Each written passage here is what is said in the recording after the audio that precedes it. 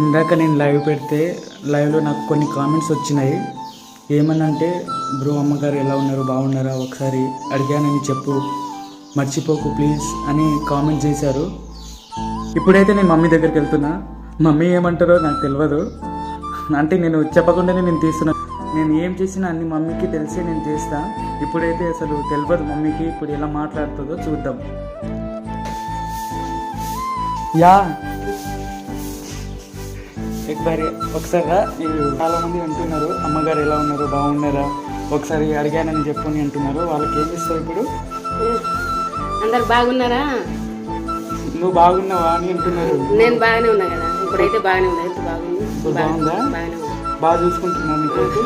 బాగానే చూసుకుంటుండు కదా.